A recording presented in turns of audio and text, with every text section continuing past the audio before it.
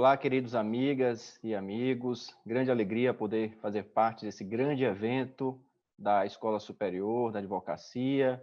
Parabenizo a OAB Nacional por essa iniciativa e, para mim, particularmente, é uma grande alegria poder moderar este diálogo entre o ministro Carlos Horvar e a querida colega, brilhante advogada Maria Cláudia Pucchianeri.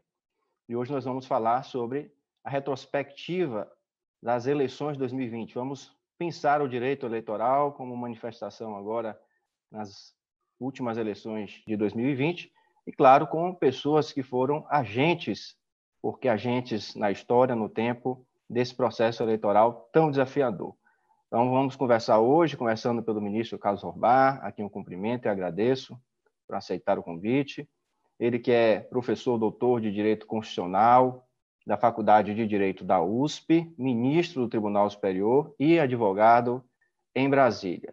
E logo, na sequência, iremos conversar com a professora Maria Cláudia, que é advogada, mestre em Direito do Estado pela USP, membro da Comissão Nacional de Assuntos Constitucionais e da Comissão Especial de Direito Eleitoral do Conselho Federal da OAB, membro da ABRADEP, ex-assessora dos ministros Celso de Mello e Carlos Aires.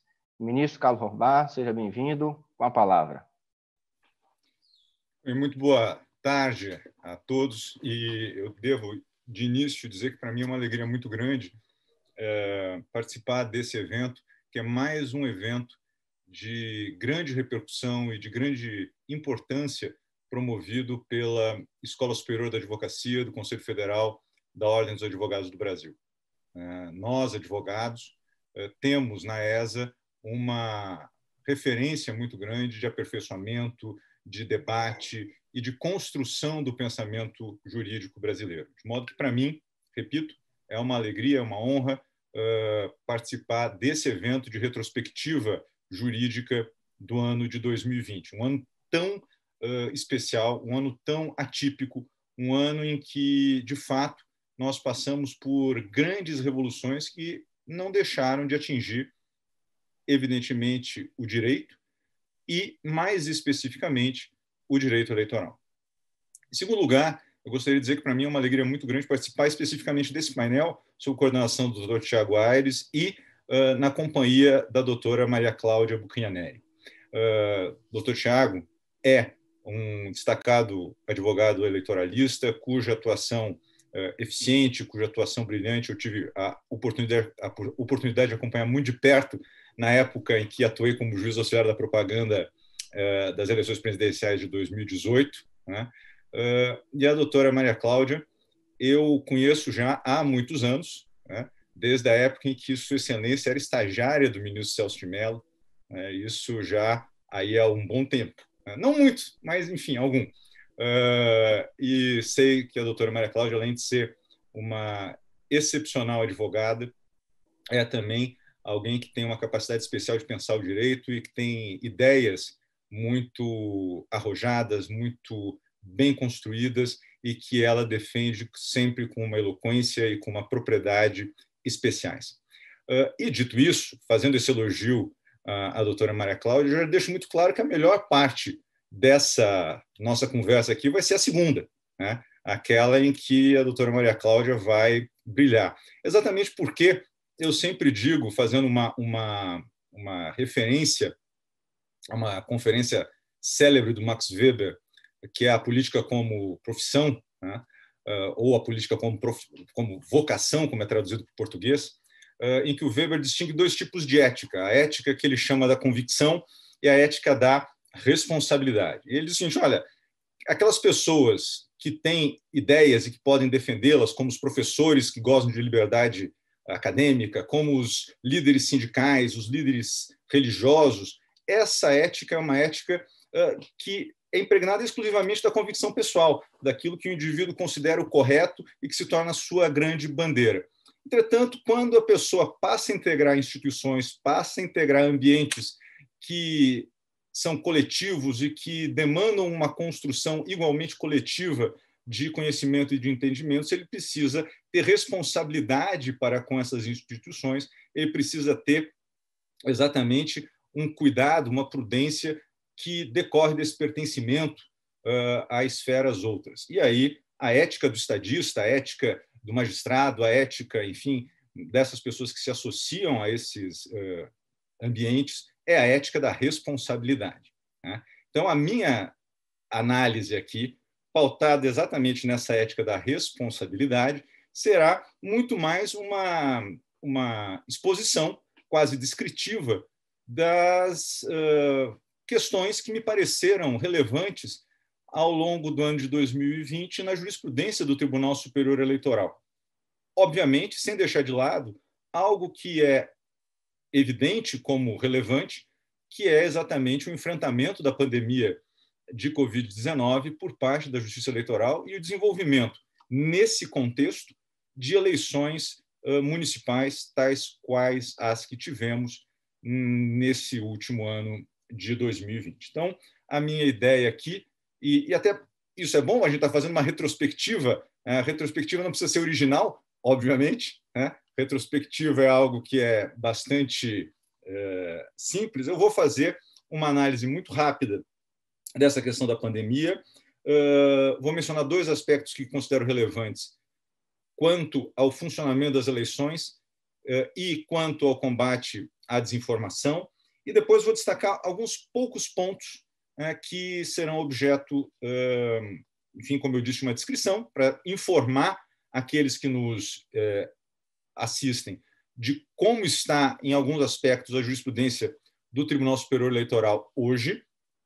E esses meus temas, eles poderão ser, como de fato serão, problematizados, aprofundados pela intervenção da doutora Maria Cláudia. E acredito eu, né, que a doutora Maria Cláudia não fará qualquer contestação ao que eu vou, ou não vai ter contrariedade ao que eu vou falar agora, e acredito também que, na medida do possível, se o doutor Tiago, que tem também vasta experiência nesse nosso campo, quiser interferir nessa nossa conversa, que fique completamente à vontade, porque eu acredito que a nossa informalidade aqui é tranquila e torna a nossa, enfim, conversa muito mais dinâmica e muito mais produtiva. Em primeiro lugar, então, a questão da pandemia. Em março de 2020, como é de conhecimento de todos, a Organização Mundial da Saúde decretou uma pandemia, reconheceu a existência de uma pandemia de um novo vírus, o SARS-CoV-2, e a pandemia da doença por ele causada, que é a Covid-19. E, a partir daí, nós tivemos uma alteração muito grande numa série de relações, numa série de campos, numa série de realidades. Em especial, tendo em vista a necessidade de se manter o distanciamento social e o isolamento das pessoas. A impossibilidade das pessoas continuarem a conviver tal como sempre conviveram e a impossibilidade das pessoas se relacionarem como sempre se relacionaram. Essa impossibilidade de convivência plena e essa impossibilidade de interação maior fez com que, ao longo de todos os meses de 2020, nós tivéssemos a necessidade de adaptar processos eleitorais a essa nova situação, a essa crise sanitária que a humanidade vivia e que ainda vive. Essa pandemia da Covid-19 levou ao adiamento de várias eleições, e ainda hoje sendo feito esse monitoramento constante das eleições que estão sendo adiadas ou que estão sendo canceladas por força da pandemia de Covid-19, e o site do IDEA International deixa isso muito, muito claro, é uma das primeiras coisas que aparecem quando a gente abre o site.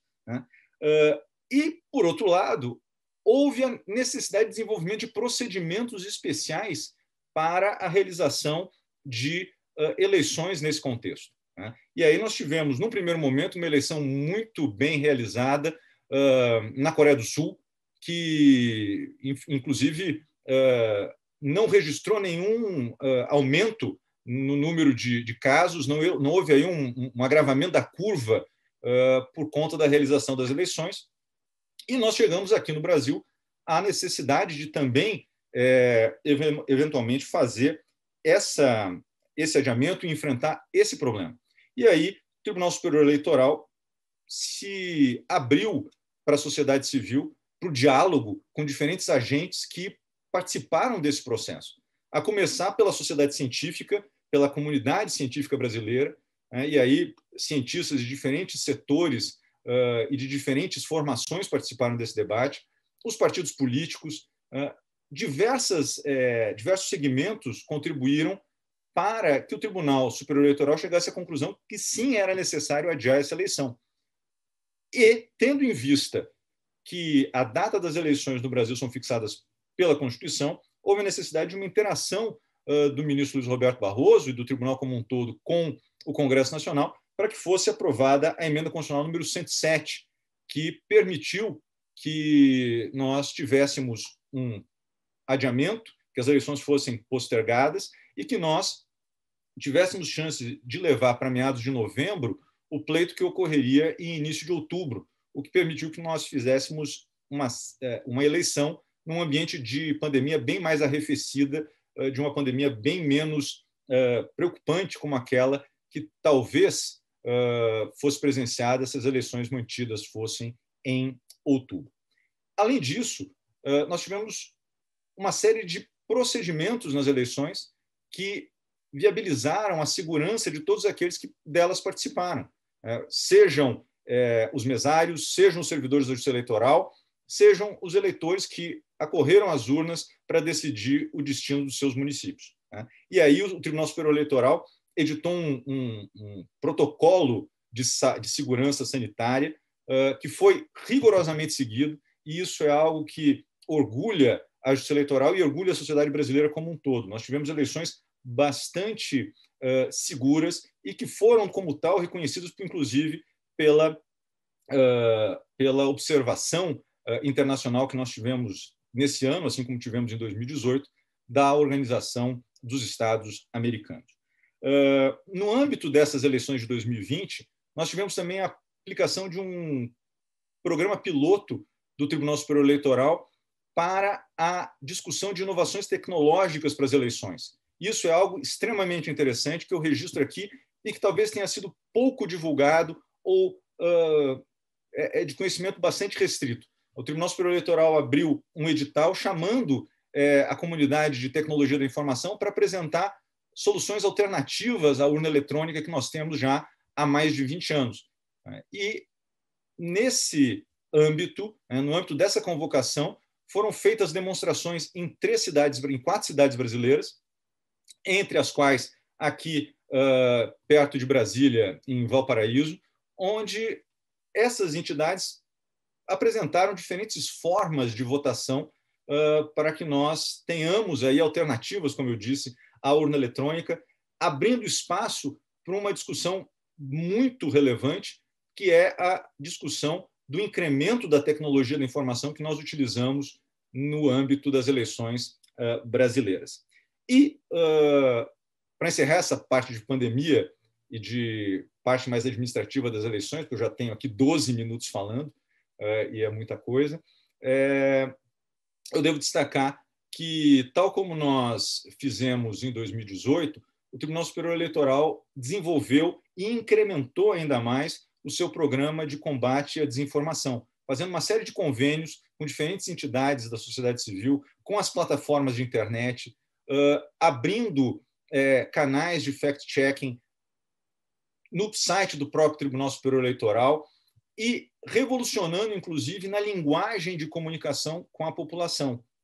Eu não preciso lembrar aqui que, de uma maneira bastante inovadora e bastante ousada até, eu diria que o presidente do TSE participou de lives na internet com diferentes influenciadores digitais, de diferentes segmentos etários e de diferentes segmentos políticos, inclusive.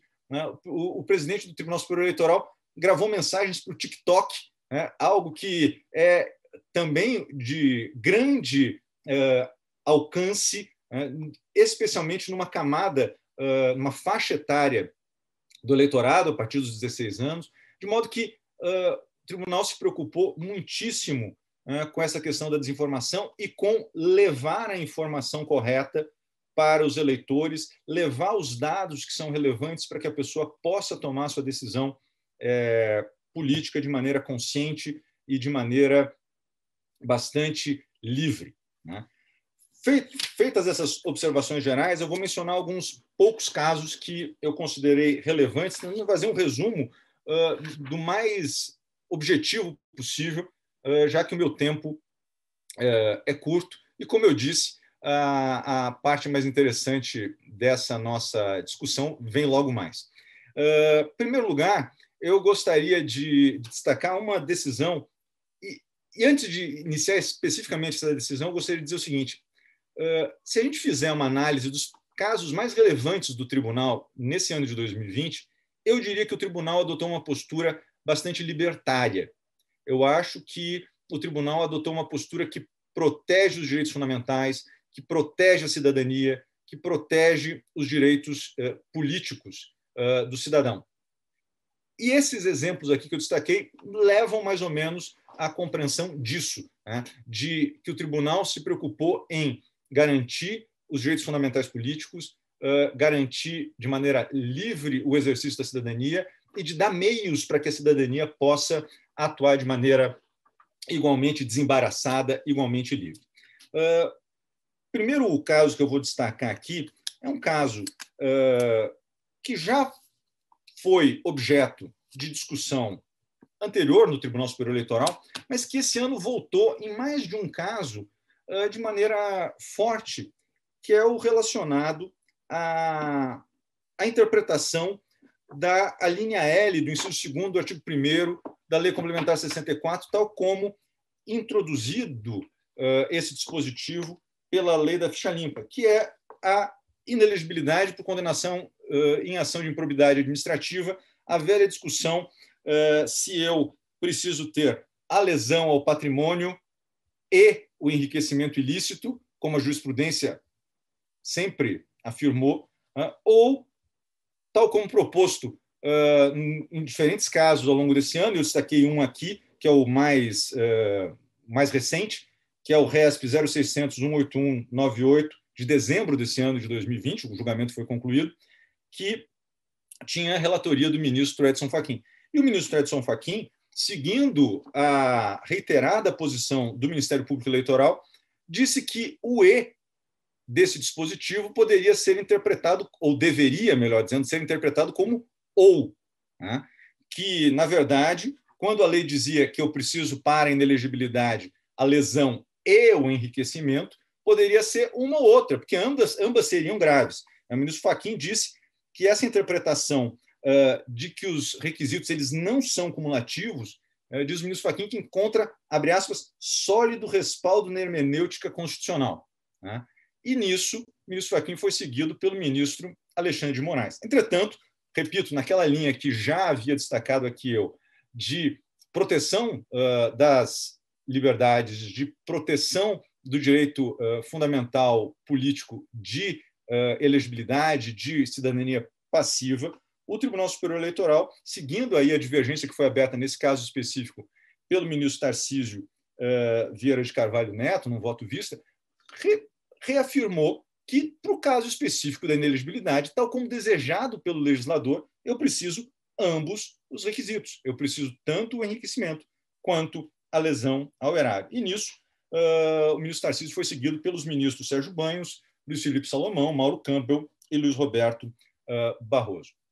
O segundo aspecto que eu gostaria de destacar, o segundo caso que eu gostaria de destacar, que igualmente ressalta essa linha mais, repito, entre aspas, libertária do tribunal, é um caso que foi julgado agora em dezembro de 2020, relacionado aos efeitos do pagamento da dívida tributária após o trânsito em julgado para fins de inelegibilidade.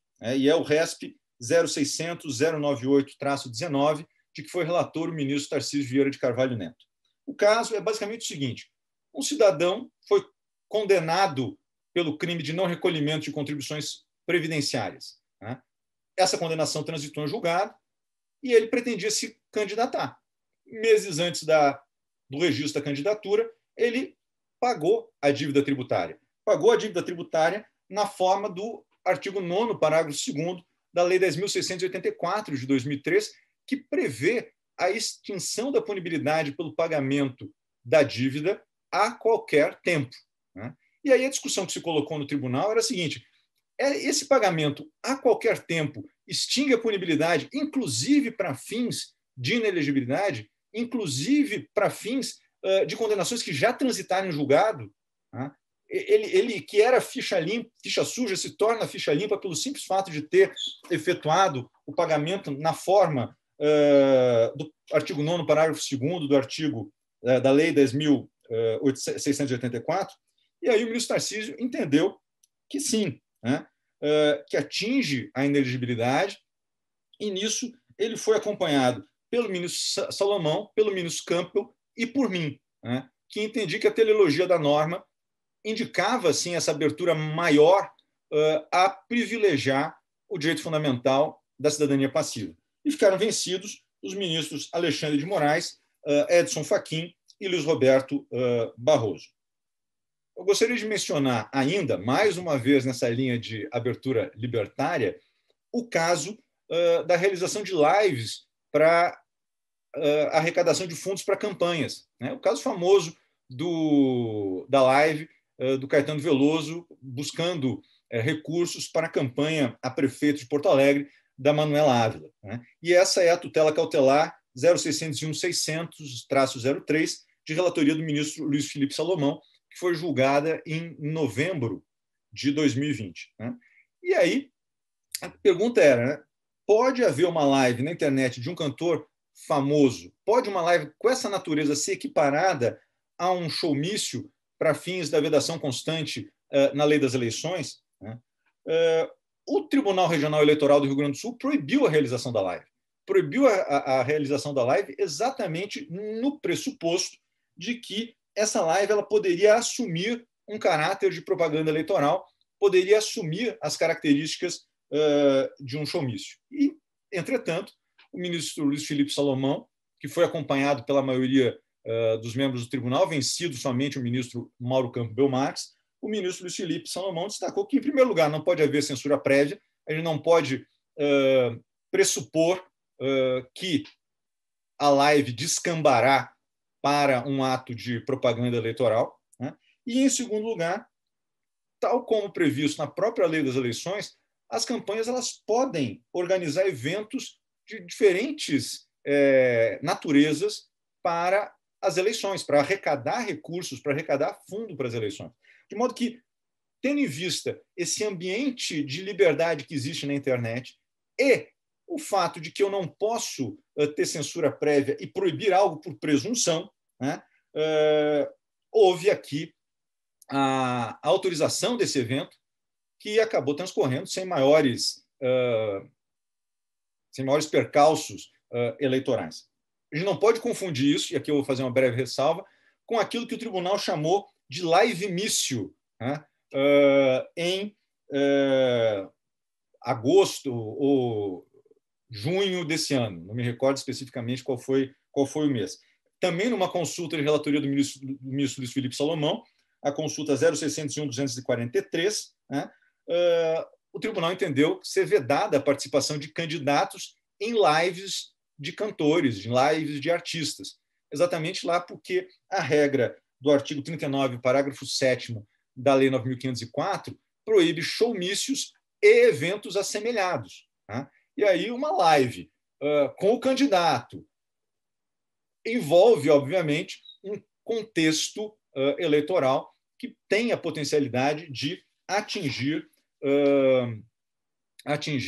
o eleitorado e desequilibrar, portanto, o pleito, desequilibrar as eleições.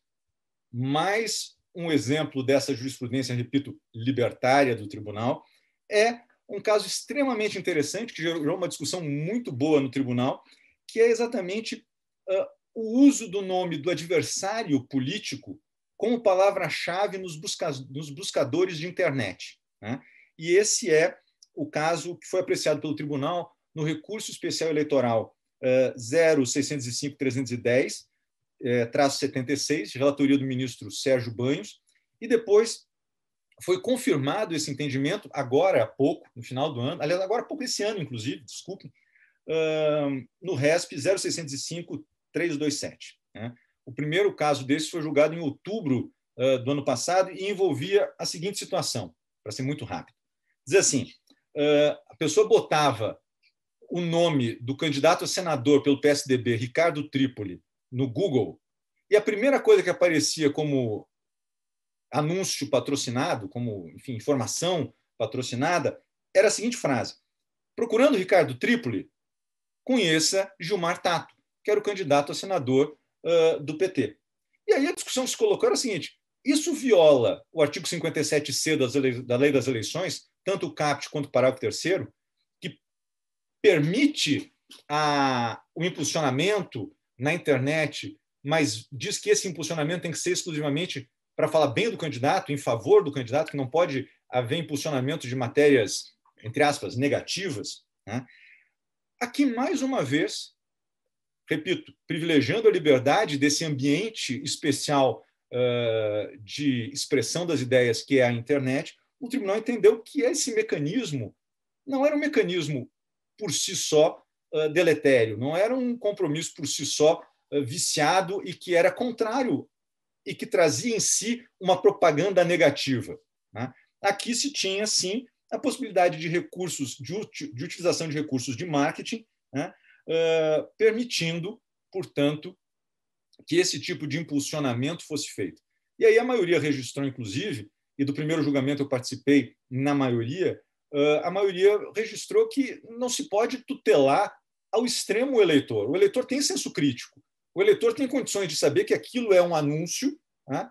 E que, apresentando o buscador de internet, além daquela notícia, várias outras sobre o candidato pesquisado, não haveria prejuízo algum ao pesquisado, nem mesmo ao eleitor, na busca das suas informações. Eu já cheguei aqui aos meus 25 minutos, né? Eu ainda gostaria de falar das convenções em meio virtual, que foram autorizadas numa série de consultas julgadas em junho pelo Tribunal Superior Eleitoral. E aí, mais uma vez, a gente tem um canal que permitiu o pleno exercício da cidadania pelos filiados, né, que tiveram ampla participação em meio digital nas convenções. Eu gostaria de citar uma ação afirmativa que foi efetuada pelo tribunal em relação a negros, a campanhas de negros, no que toca a financiamento e a tempo de propaganda no rádio e na TV. A questão das inelegibilidades de 2018, de 2012, ante o adiamento das eleições, que houve aí uma discussão e o ministro Fachin propôs a prorrogação das inelegibilidades, né? E, mais uma vez, repito, prezando a liberdade, prezando o direito fundamental da cidadania passiva, o tribunal entendeu que não se pode estender por interpretação uma restrição a um direito fundamental. E, por fim, mencionar também, numa clara ação de afirmação de reconhecimento da liberdade religiosa, o Tribunal Superior Eleitoral afirmou não existir no direito eleitoral brasileiro uma figura autônoma de abuso de poder religioso, tal como fora propugnado pelo relator do RESP 82 e 85, o ministro Luiz Edson Fachin.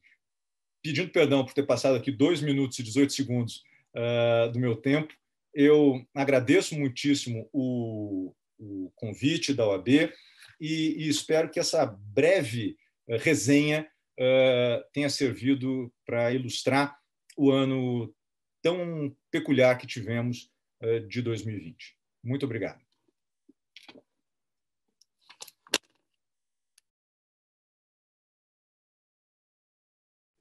Agradeço a participação do ministro Carlos Horbach, enfatizando, inclusive, essa abertura libertária tão bem-vinda, sempre bem-vinda, do Tribunal Superior Eleitoral, e passo a palavra para a querida amiga e brilhante colega Maria Cláudia Buglianeri, cujo currículo já visitei aqui, mas reitero, mestre em Direito do Estado pela USP, membro da Comissão Nacional de Assuntos Constitucionais, da Comissão Especial de Direito Eleitoral do Conselho Federal da OAB, membro da ABRADEP, ex-assessora dos ministros Celso de Mello e Aires Brito. Com a palavra, minha amiga. Muito obrigada a todos e a todas. Eu queria, antes de tudo mais, registrar o meu enorme agradecimento ao Conselho Federal da Ordem e à ESA por esse convite muito honroso de estar aqui neste grande evento, né? Somos quase 20 mil pessoas participando, em que, sobre os diversos ramos do direito, somos convidados a fazer uma retrospectiva do ano de 2020, então é uma honra imensa estar aqui. Agradeço ao OAB e à ESA, em nome do nosso presidente, Felipe Santa Cruz. Quero fazer uma saudação especial aqui ao meu querido amigo, ministro Carlos Horba. Nos conhecemos, como ele diz, quando ele falou estagiário, eu falei, meu Deus do céu, lá se vão 25 anos, né? Na época em que Sua Excelência ainda tinha muito cabelo e que trocávamos muitas conversas de corredor e era muito bom, bons tempos aqueles. E dizer que é uma alegria, ministro, e uma honra poder estar aqui ao lado de Vossa Excelência, discutindo 2020, que eu até é engraçado, ministro Carlos, eu postei o folder do evento no meu Instagram e recebi um comentário de um outro colega advogado também, daquelas épocas, que é o doutor Renato Bettiol, e ele disse assim, mas 2020 acabou? Será que acabou mesmo? Já estamos fazendo a sensação em que não terminou, né? O ano que não termina, né? E é uma alegria poder estar aqui na mesa de direito eleitoral, que é essa área do direito que nós somos todos apaixonados.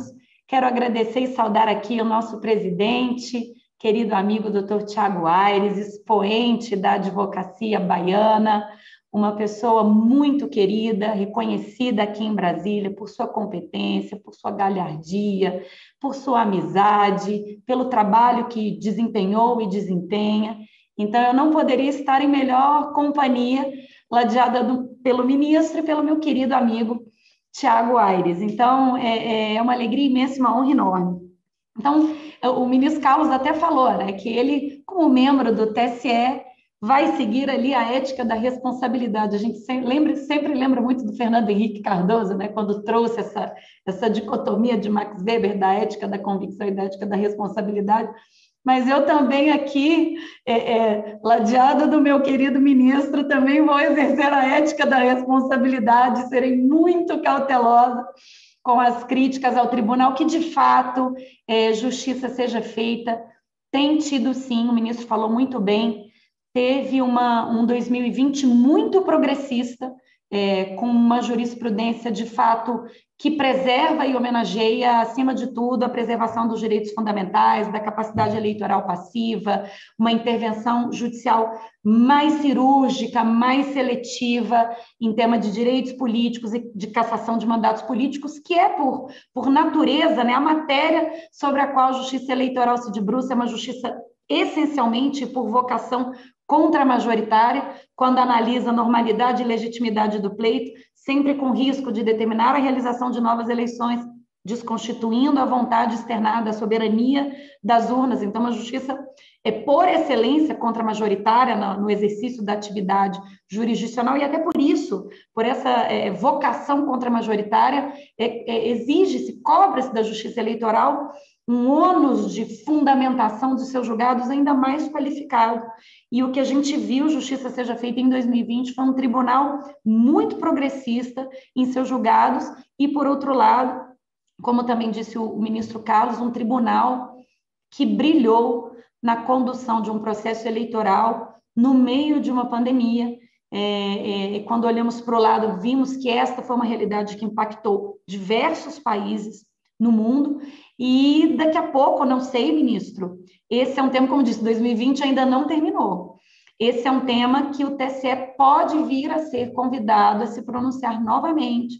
A gente já tem uma resolução editada com o calendário das famosas eleições suplementares, que não são eleições suplementares tecnicamente falando, são novas eleições, mas o calendário já está posto, salvo melhor juízo, a cada primeiro domingo de cada mês é possível a realização de novas eleições em municípios onde os prefeitos tiveram os seus registros de candidatura indeferidos ou em que já há a cassação do mandato político de prefeito eleito, e tudo sugestiona que o TSE vai ser convidado a novamente se debruçar sobre a pergunta difícil, uma uma questão difícil de se responder, que é o que fazer agora, de novo, com prefeitos cassados, e eu já tenho notícia de muitos, já estão batendo aqui as nossas portas, ou com registros de candidatura cassados, com presidentes de câmaras municipais, e essa é uma realidade, preciso te confessar, ministro Carlos,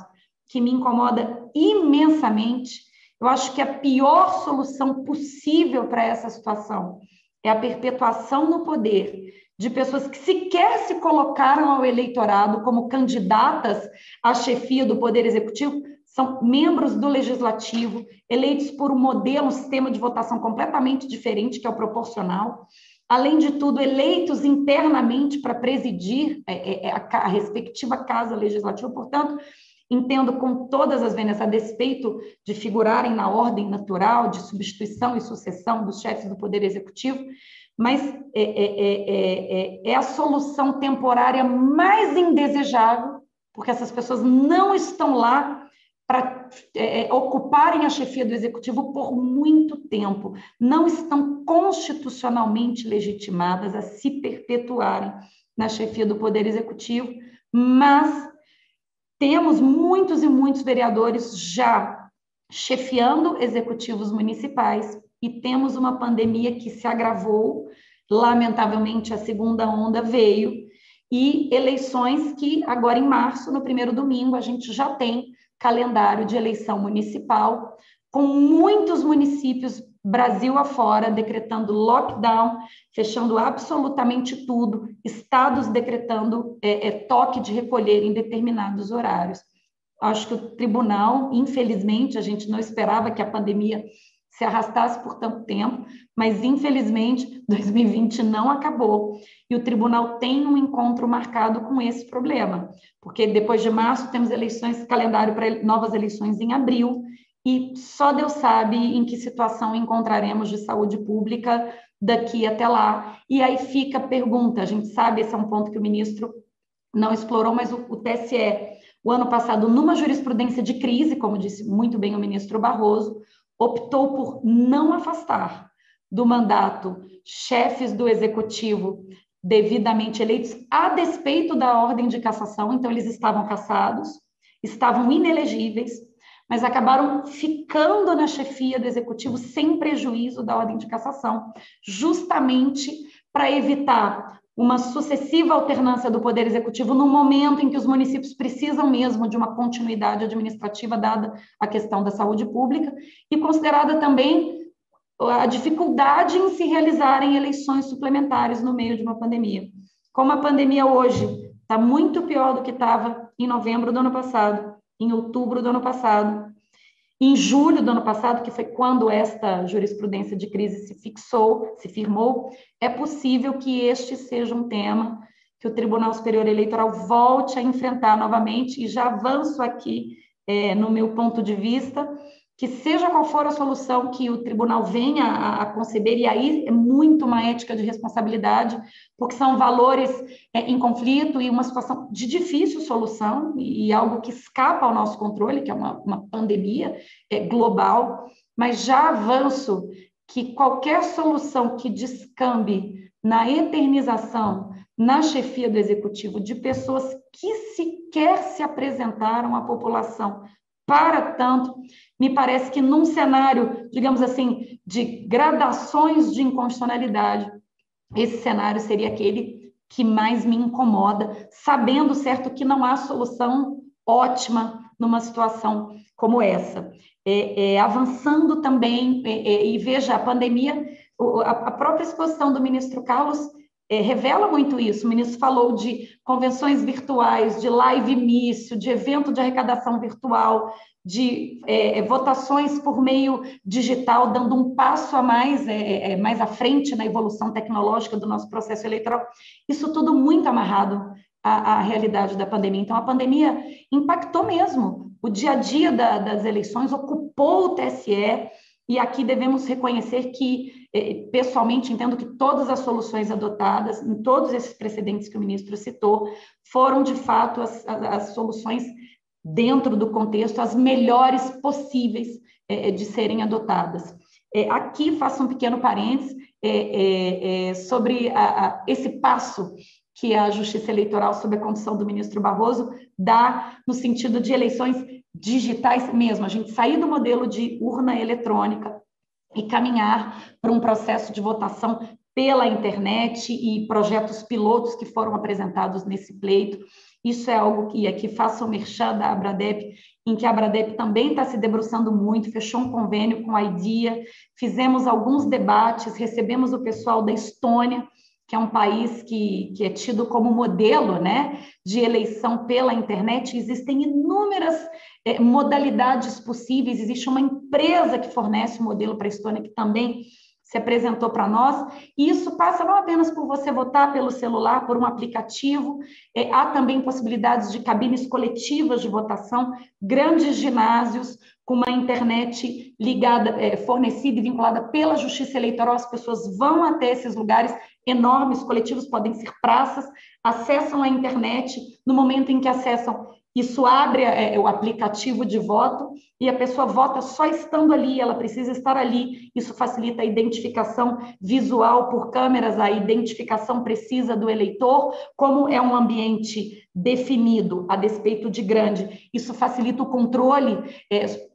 sobre eventual compra de votos e as câmeras ficariam responsáveis pela identificação do eleitor, os fiscais da Justiça Eleitoral esparramados pelos ambientes ficariam responsáveis pelo controle e pela fiscalização da lisura e da manifestação da vontade do eleitor, e a pessoa só tem possibilidade de votar quando ela está naquele ambiente, ela acessando aquela rede de internet, é que o aplicativo abre e ele vota. Então, existem inúmeras possibilidades e é tão estranho, ministro, que às vezes a gente vê pessoas querendo dar um passo atrás, voltar para o papelinho, e enquanto que no mundo a gente fala em caminhar para frente, né? A tecnologia evolui muito rápido, e eu não sei, mas acho que talvez a minha filha e o seu filho vão exercer a sua cidadania num formato completamente diferente desse que a gente hoje exerce, e é muito bom e merece palmas o ministro Barroso por ter tido a coragem e a ousadia de dar esse primeiro passo, tal como o ministro Nery, o ministro Veloso lá atrás, quando introduziram as urnas eletrônicas no Brasil. Feito esse registro, como 2020 é o ano que nunca acaba, o ministro Carlos falou da questão do E e do OU. Esse é um tema, né, ministro, que toda eleição, né, Thiago? Toda eleição esse tema volta.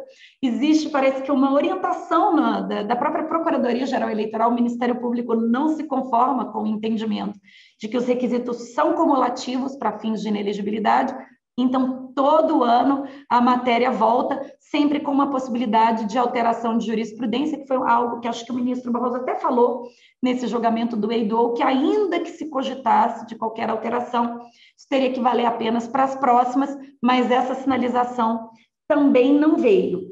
Quanto à questão do evento de arrecadação do Caetano, esse também foi o tema que mobilizou muito, né, a comunidade acadêmica e eleitoral. Foi um debate muito interessante. Eu até cheguei a fazer um arrazoado a convite dos ilustres colegas que advogavam na causa, o doutor Fernando Neisser e o doutor Francisco Prado. Fiz um vídeo para o Caetano e era um debate muito interessante, porque as pessoas diziam, poxa, mas ao fim e ao cabo o pessoal está indo lá só para ver o Caetano. Por que isso não é um showmício virtual, não é? E aí precisava realmente analisar um pouquinho da essência do evento de arrecadação, que sempre foi possível no direito eleitoral. Por que o direito eleitoral aboliu o showmício? Porque se entendeu, na verdade, são dois motivos primordiais. Porque se entendeu que o showmício era um artifício para captura de engajamento do eleitor.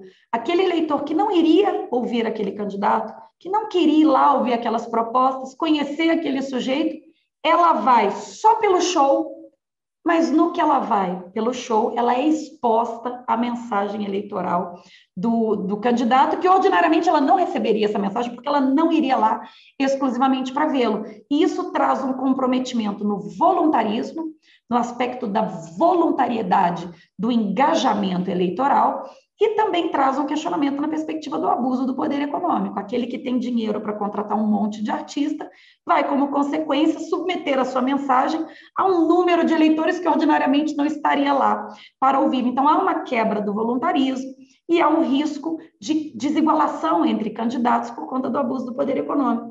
Mas no evento de arrecadação isso não acontece. Tal como bem disse o Tribunal Superior Eleitoral, aqui é o contrário.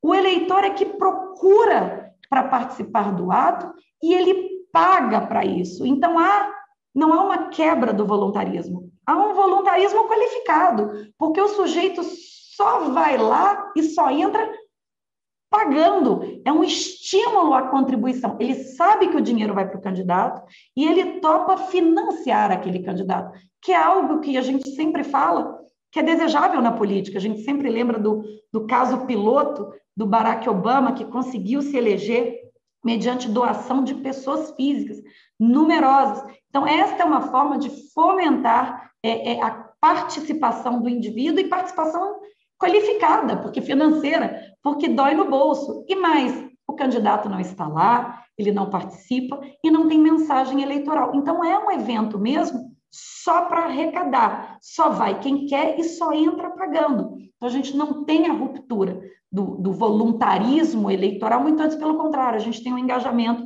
qualificado.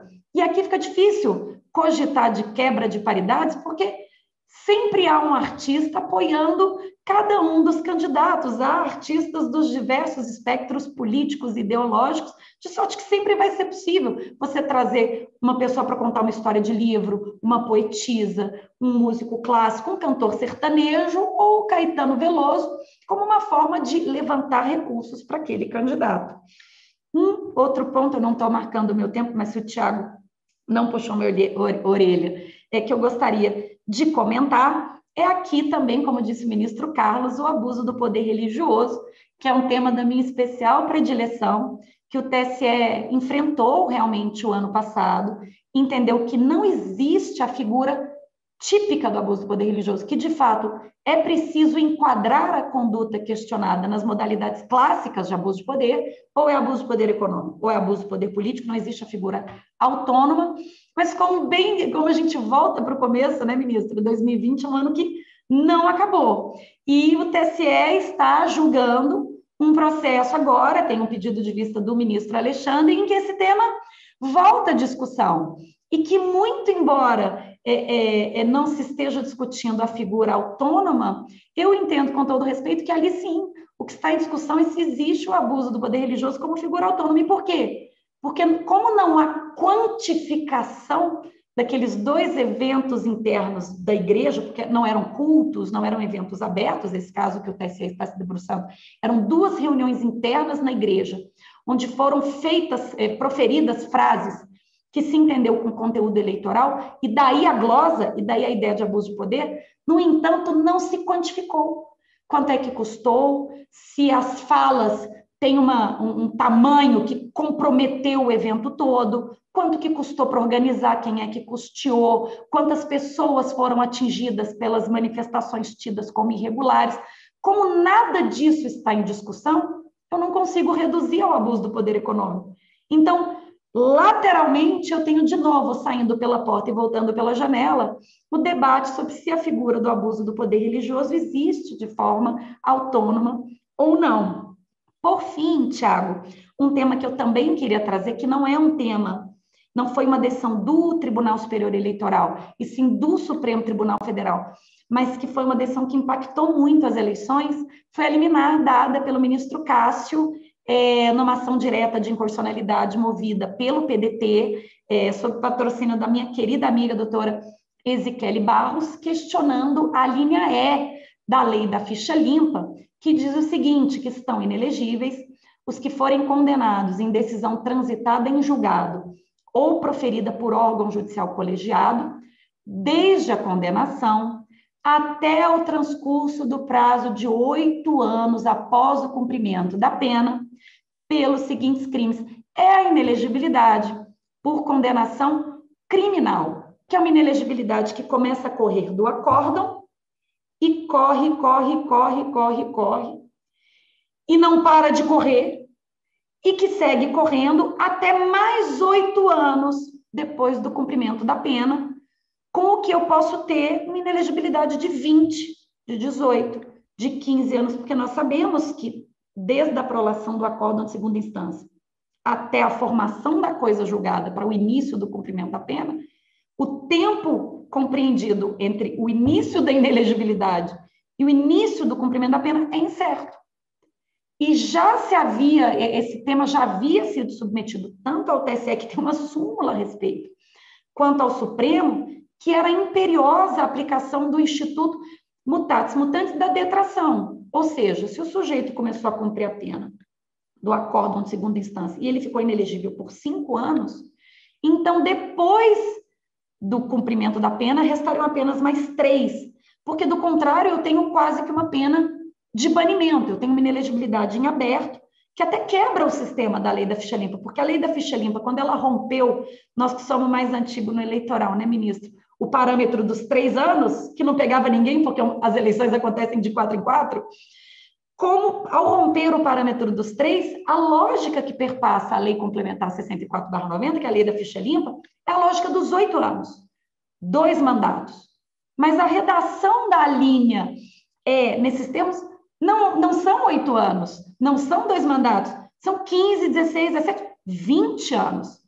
E então o ministro Cássio, numa liminar dada no dia 18 de dezembro, que realmente foi uma novidade no coreto eleitoral, a gente tem alguns candidatos suspensos com o registro de candidatura sobrestados lá no Tribunal Superior Eleitoral, aplicou corretamente, entendo eu, com todo respeito da súmula do TSE, que a inelegibilidade também aqui tem que ser de 8 anos máxima.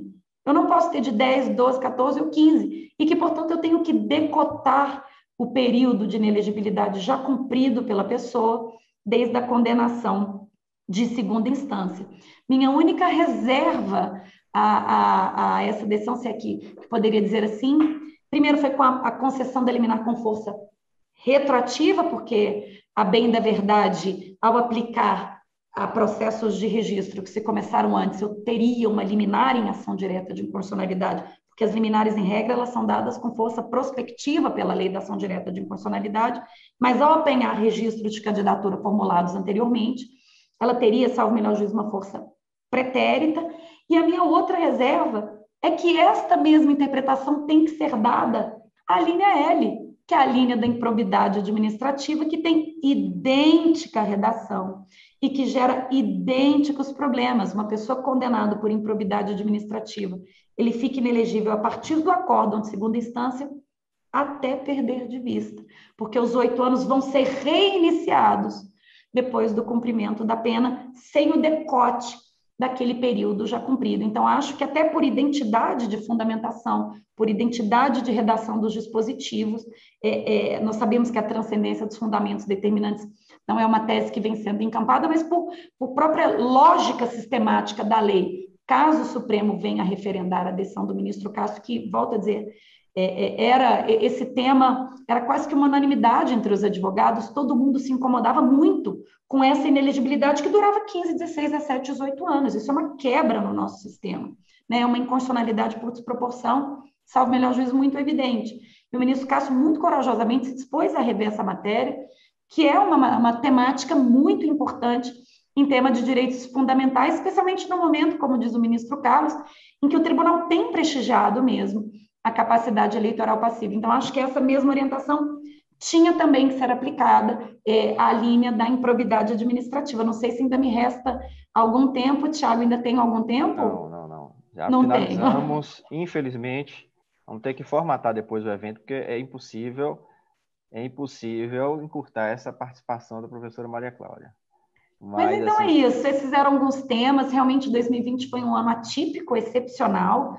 O tribunal brilhou na condução de uma eleição em tempos de crise, atendeu a população, respondeu a contento. O ministro Barroso foi muito corajoso, assumiu riscos difíceis de serem assumidos, fez uma campanha muito bonita contra a desinformação e, de fato, é só louvar esse momento mais progressista mesmo do Tribunal Superior Eleitoral, homenageando, portanto, os direitos fundamentais de participação política. Tiago, muito obrigada.